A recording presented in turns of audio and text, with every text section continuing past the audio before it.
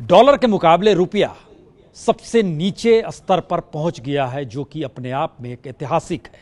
इसका मसला यह नहीं कि आपके पास डॉलर है तो आप रईस हैं और रुपया है तो गरीब हैं। मसला यह है कि इकोनॉमी डगमगा रही है। जरा इस रिपोर्ट को देखिए। इन दिनों स्पर्धा चल रही है कि रुपये की कीमत नीचे जाएगी कि यूपीए सरकार की आबरू नीचे जाएगी। जो डॉक्टर्स किए हुए हैं इकोनॉमिक्स में, जो पीएचडीज लिए हुए हैं इकोनॉमिक्स में, वो लोग इस देश की इकोनॉमी और इस देश की अर्थव्यवस्था को संभाल नहीं पा रहे हैं। डॉलर के मुकाबले रुपया अब तक के इतिहास में सबसे निचले स्तर पर पहुंच चुका है। तो ऐसे में पहले याद कर लीजिए, गुजरात के मुख्यमंत्री रहते हुए नरेंद्र मोदी और लोकसभा में उस वक्त नेता प्रतिपक्ष रहते हुए सुषमा स्वराज ने क्या कहा था। ये 2013 का वाकया है, जब डॉलर के मुकाबले रुपया धड़ाधड़ गिर रहा था और उस वक्त मोदी ये कहने से चूके नहीं थे, रुपया का गिरना सरकार का पतन है। यूपीए का रुपया आईसीयू में पड़ा है। लेकिन जब डॉलर के मुकाबले रुपया इतिहास में सबसे कम यानी 69 रुपए 10 पैसे के स्तर पर पहुंच गया, तो ना प्रधानमंत्री, ना वित्त मंत्री, ना विदेश मंत्री, किसी ने कुछ भी नहीं कहा। या फिर सबने मान लिया कि रुपया जिस हालत में है और जिस हालत में सरकार चल रही है, उसमें डॉलर के मुकाबले रुपया संभालना वाकई बेहद मुश्किल काम है। तो फिर क्या 2019 से पहले डगमगाते आर्थिक हालात देश की इकोनॉमी में डेंजर लाइन खींच चुके हैं और 2019 से पहले आर्थिक चुनौती के नाम पर सिर्फ रुपए की गिरावट भर नहीं, बल्कि तमाम हालातों को परखें, पटरी से हर हालात उतरे हुए हैं।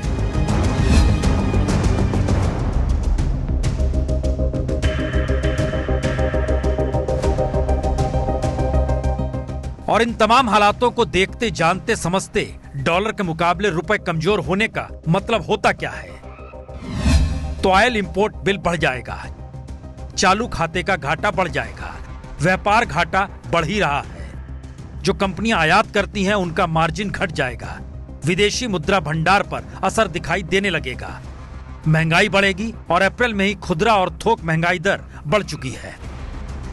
तो फिर रास्ता क्या, खास तौर पर अब जब अमेरिका और चीन के बीच ट्रेड वार ने विदेशी मुद्रा बाजार को अस्थिर कर रखा है और अमेरिकी, चीन, ईरान के त्रिकोण में भारत भी जा फंसा है। तो ऐसे में भारत क्या करे।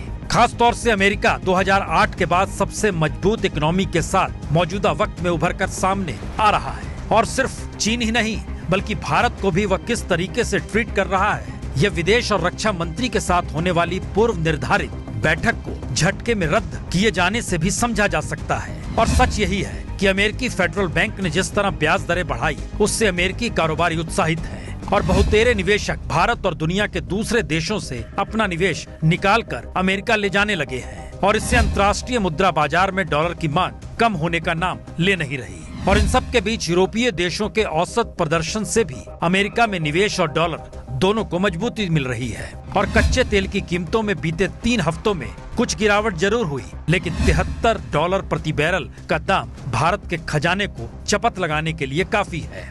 High crude oil price is bad for us और करंट अकाउंट डेफिसिट अगर वाइडन होती है तो उसकी सीधी असर हमारी करेंसी पे देखने को मिलती है। और आज ये नतीजा है कि हम हिस्टोरिक लो देख रहे हैं रुपये का डॉलर के मुकाबले। तो संकट कई है और सबसे मोदी को पार पाना है। और इन सब के बीच कुछ नए संकट अलग हैं जो दिखाई दे रहे हैं। रास्ता खोजा जा सकता है पर कोई खोजता नहीं। मसलन देश को कोई अस्थायी वित्त मंत्री चाहिए जो नहीं है। मुख्य आर्थिक सलाहकार सुब्रमण्यम भी पद छोड़ चुके हैं। सरकार को पूर्ण बजट इस बार नहीं लाना, बल्कि पूरक बजट पेश करना है। और इन तमाम दृष्टिकोण के आगे सरकार की नजर 2019 के चुनाव पर ही है। तो क्या विकास या इकोनॉमी से इतर अब मोदी सरकार प्लान 2 की दिशा में जा रही है? तो प्लान 2 क्या है, आइए अब इसे समझते हैं। ये है एबीपी न्यूज, आपको रखे आगे।